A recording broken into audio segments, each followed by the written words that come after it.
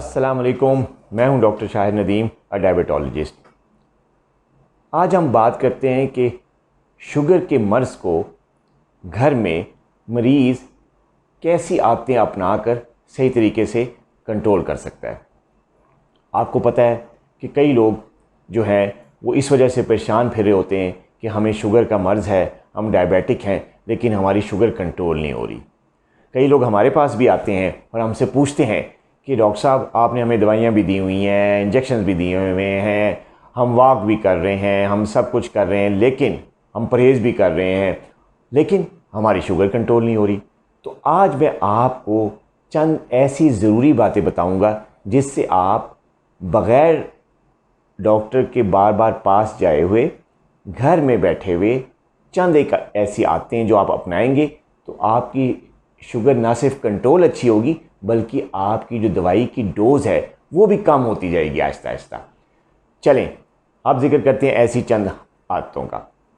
पहली आदत ये है कि जो लोग स्मोकिंग करते हैं और साथ उनको शुगर का मर्ज़ भी लाहक हो जाता है, तो स्मोकिंग करने की वजह से आपके जो रगें हैं शरीयाने खून की वो तंग हो जाती हैं। उनमें से खून का जो बहाव है वो उतना तेज़ नहीं रहता जितना एक आम हालात में होता है। तो अगर आप स्मोकिंग की आदत में मुब्तला हैं तो आप स्मोकिंग को छोड़ें। इससे आपकी जो शरीयानें हैं वो ज़्यादा ली हो जाएंगी और साथ ही खून का जो फ़्लो है, जो दबाव है, वो भी बढ़ेगा, जिसकी वजह से आपके पट्ठों को, आपके जिस्म के मुख्तलिफ़ हिस्सों को, जिसमें आँखें हैं, पाँव हैं, गुर्दे हैं, दिल हैं, इनके पट्ठों को सही तरह से पूरा रिक्वायरमेंट के मुताबिक खून मिलेगा और इस तरह आपके जिस्म के सारे अज़ा हेल्दी तरीके से आगे अपना वक्त पूरा करेंगे। दूसरी आदत ये है कि आप एक हेल्दी मील प्लान जो है वो अपनाएं। गैर ज़रूरी खाने, बेकरी के खाने, बिस्किट्स, केक्स, पेस्ट्रीज़, डबल रोटियां, इन चीज़ों से जो है आप इज्तनाब करें। आपकी कोशिश ये होनी चाहिए कि आप खाने जो हैं आपके ज़्यादातर उनमें फ्रूट्स हों, सब्ज़ियां हों और इसके अलावा नट्स हों जिनमें अखरोट, बादाम और पिस्ते वगैरह शामिल हैं। अगर ये चीज़ें आप अपने मील प्लान में शामिल करेंगे और नमक है उससे इज्तनाब करेंगे, नमकीन खाने ज़्यादा नहीं खाएंगे या ज़्यादा नमक वाले सालन इस्तेमाल नहीं करेंगे और ज़्यादातर आपका इन्हिसार फ्रूट्स पे, सब्ज़ियों पे और नट्स पे होगा, तो आप एक अच्छे तरीके से, बड़े नॉर्मल तरीके से घर में बैठे हुए अपना शुगर लेवल कंट्रोल कर सकते हैं। अब हम बात करते हैं तीसरी बड़ी आदत की, जो अगर अपनाएंगे तो आप घर में बैठे हुए शुगर कंट्रोल कर सकते हैं। और तीसरी आदत है आप फिज़िकली एक्टिव हों।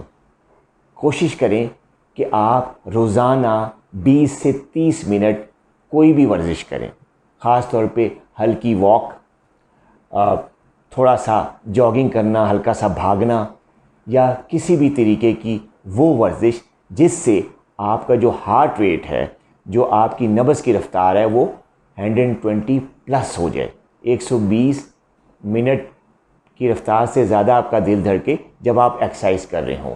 और ये एक्सरसाइज कम से कम 20 से 30 मिनट होनी चाहिए, बजाय ये कि हफ्ते में सिर्फ एक दिन आप 1 घंटा या 1.5 घंटा एक्सरसाइज कर लें। तो उससे बेहतर है कि आप रोज़ाना 20 से 25-30 मिनट एक्सरसाइज करें, ताकि खून का जो दौरानिया है रोज़ाना की बेसिस पे आपका मुख्तलिफ़ हिस्सों में ज़्यादा तेज़ हो, आपका हार्ट रेट रोज़ाना की बेसिस में 120-130 पर जाए, जिसकी वजह से आपका शुगर भी कंट्रोल होगा और आपके जो मुख्तलिफ़ अज़ा हैं जिस्म के वो हेल्दी होंगे। ख़ास तौर पे गुर्दे अच्छे हो जाएंगे, दिल की हैसियत अच्छी होगी, बेनाई अच्छी हो जाएगी, दिमागी सेहत अच्छी होगी और इवन कि डिप्रेशन आपका कम हो जाएगा, जो कि अक्सर डायबिटिक पेशेंट्स में होता है और इस पे हम बात इंशाल्लाह अपनी अगली वीडियो में करेंगे भी।